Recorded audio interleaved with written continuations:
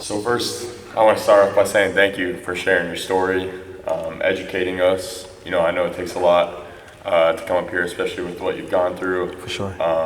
To share that with us. And also, not just personally, on behalf of everyone here, all the college students and student athletes out here, we thank you as well for coming here. Thank you guys for accepting me and being willing to engage in an honest conversation, even though it's an uncomfortable one. So thank you guys. Honestly, it means the world to me. No doubt. We also want to thank you for, being so open about your mental health and how you got to where you are today. With that being said, we gathered some questions. Students submitted questions. So we're going to start, if that's cool with you. Absolutely. All right, sweet. So first, why is it important for you to share your story to an audience like this of college students and student athletes? Man, I think it's important for me because, if I'm honest, I'd always had speakers come in and talk. Every year, you see it in high school, even in college, there's always speakers that come in and talk about mental health and addiction and anxiety. And if I'm honest, I always thought it was bullshit. When they spoke, they were never talking about it from an authentic place. It almost felt like they were up there wearing a mask and expecting me to be able to resonate with this image. It never felt real.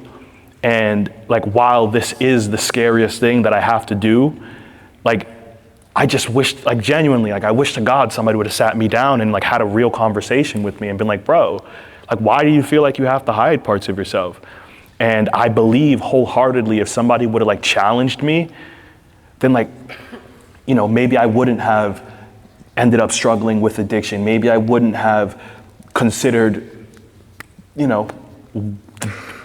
going to those dark places that my mind took me to, before I had to come home and go to rehab. I know it could have changed my life because as soon as I started having the honest conversations, it was liberating. So I want that for all of you guys. I want every athlete to understand themselves. And I feel as athletes, we live in this bubble where it's almost frowned upon to show up and be honest because your coaches see it as weakness. But I'm still fighting this fight to be able to help coaches understand that no, it's okay for your athletes to struggle with feelings. That's evidence that they have to deal with them, not that there's something wrong, So for me, it's just about doing what I feel I needed somebody to do for me. Gotcha. Yeah. So it's changing the viewpoint from struggling in an issue to just being open. For sure. So the next question we have is, how did your identity as an athlete impact your ability to open up about struggles you were experiencing? And you kind of covered that a little bit, the last one, coaches. Yeah. You talked about, but touch on that a little bit more. Yeah, I think as an athlete, it's almost it's just frowned upon. It's just frowned upon. We've all experienced it. When you show up to practice and you're not doing well that day, your coaches get so engulfed in competition that they forget that there's humans, real lives behind this. We're more than just X's and O's. And I think the parts of athletics that most coaches are a little bit naive to or ignorant to is the realities of how the mind shapes the way we show up. There's just a lack of education, and I feel personally a lot of times when you have, therapists, sports psychologists that come in and speak to athletes, speak to us, they're so clinical. They're not speaking our language. They're not speaking in references that I understand, right? And I think that there's a communication barrier. So for me, I want to bridge that gap. No doubt. Sweet. The next question is, looking back, what would you have told your younger self about mental health, and who was in the spotlight of your sport? So the question might have been a little, add two things to it. So basically, you were in the spotlight you talked about, at Syracuse, growing up, you were always the best on your team. So in that spotlight, what would you have told your younger self to be able to open up? Man, honestly, I probably wouldn't have listened. I probably would have said, bro, kick rocks. But because you have to experience it for yourself, right? I'm sure I've heard good advice throughout my life, but I had to hit my rock bottom for me to be open to receiving the information. So probably I probably wouldn't have listened, but like honestly, I would tell myself the same thing. I say to you guys, like, everything you truly want in this world is on the other side of vulnerability. It doesn't come without risk. It doesn't come without disappointment. And the quicker you start developing an honest relationship with yourself and the things that you're avoiding, the better you can deal with it, you know? And also, like, it's just a game. You know, it's just a game, but I feel like sports are a microcosm of life, you know, and everything that we see in our careers, like, you're gonna see it in real life, you know, the disappointment, working your ass off and not being valued at the rate that you think you should be, that happens every day in the real world, you know what I mean? Failing and then having the courage to show up the next day and try again, like, that happens every single day in the real world. And like, I think I would tell myself specifically, like, if you can develop an honest relationship with yourself through your sport, you have a chance when you're finished up. Gotcha. So using your sport, really, we can do more. 100%, 100%. Awesome. Okay, next question. As college students, and many of us are athletes in here, we're often balancing classes, practices. Some of us are in clubs, you know, extracurricular clubs outside of our sport and school, meetings, friendships, relationships, all of that. What advice do you have for balancing these responsibilities and relationships while also caring for your own mental health? You know, I think all of these things, all of these responsibilities, like, it's a part of life. You know what I mean? Like, the older you get, the more you have responsibilities. I think the responsibilities become more exhausting when you're not showing up to do those things in an authentic way. Because imagine yourself going to class every day trying to hide yourself. And most of us don't even realize that we're trying to hide ourselves. And then we gotta go to practice and we gotta hide ourselves from showing the way that we're really feeling. And then we gotta go back to our dorm room where we have a roommate that we don't wanna show ourselves in front of him. So it's not necessarily the things, the responsibilities that we have, but it's how we show up to do these things. Whenever you're showing up like in a mask or not being authentic, it's going to feel exhausting. It's too much, you know? So I think, like, we're equipped, as humans, we're equipped to have a lot, you know, to handle a lot, but only if you're doing it in a real way. Gotcha. Does that make sense? Yeah, so being authentic. Yeah, it's everything, man. Okay, how have you seen the conversation around mental health? So, you know, a lot of people say there's a stigma with it, so the conversation around it with people our age, especially in college, how have you seen it change since you were in college? And with that being said, how do you see it and hope to see it going forward? For sure. I think when I was in college, like, it was like completely like, do not talk about it. Like, don't talk about it. It's not a real thing. I feel like now, if I'm being honest, I think because we have the language and the information that, you know, people my age didn't have, that my parents didn't have, I feel like everybody can describe what's wrong with them and diagnose themselves.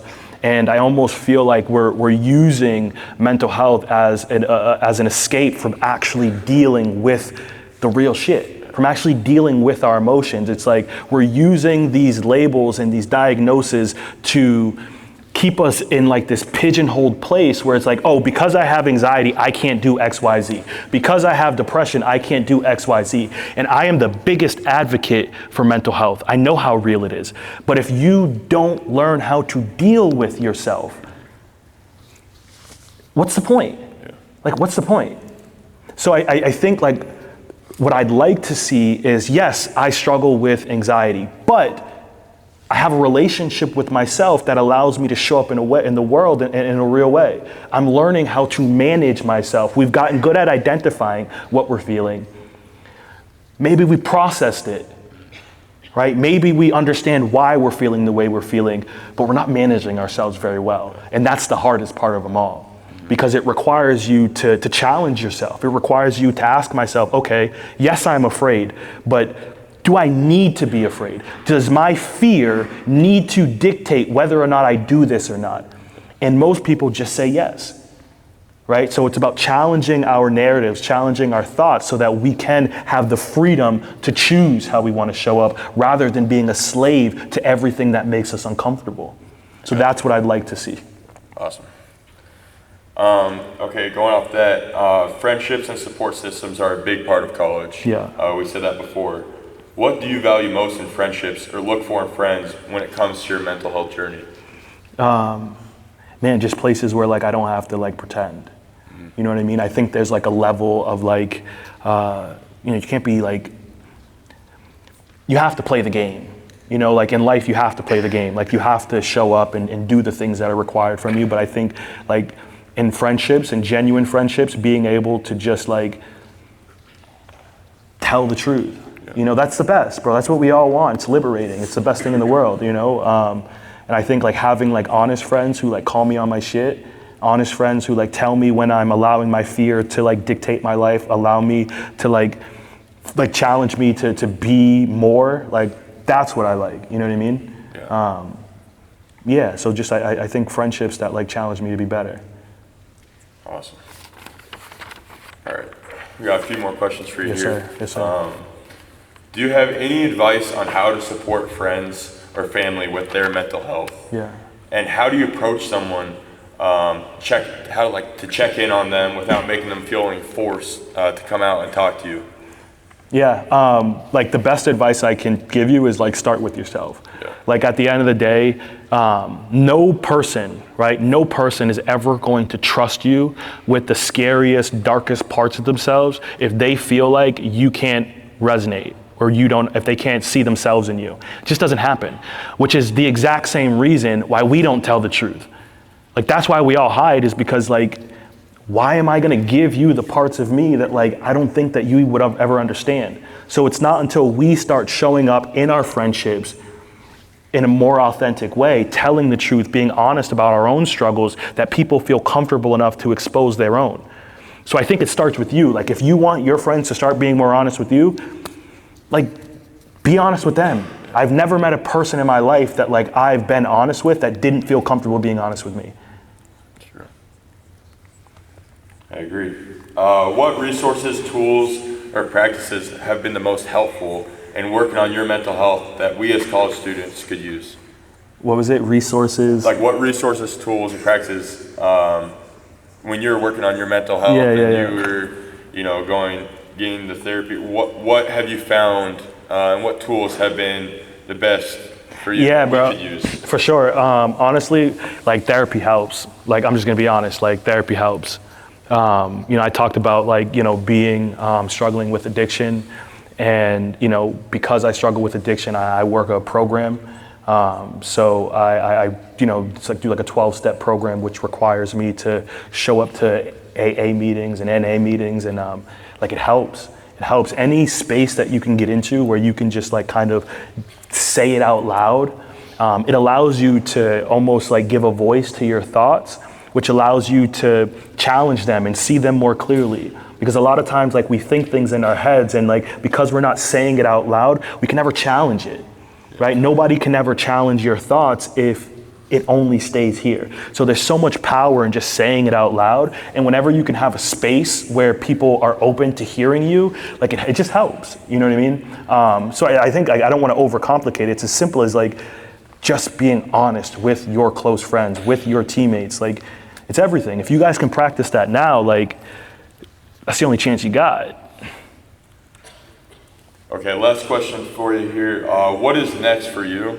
And do you have any final words of wisdom you'd like to share with all of us? I don't know how much wisdom I got, but like for me, what's next is like, man, I have this dream of being able to have a world where athletes can really learn about themselves, right? Like I'm developing this app called the Players Only Club, where athletes can get together in community, learn about their identity, learn about their attachment styles, learning about, how they became who they are so that they can have the freedom, right? I want every athlete and the ecosystem of athletes to understand themselves, to understand how their mind and their emotions shapes the lens in which they show up. Like, I just want freedom for everybody, brother. Like that's what I want, and that's what I'm going to do.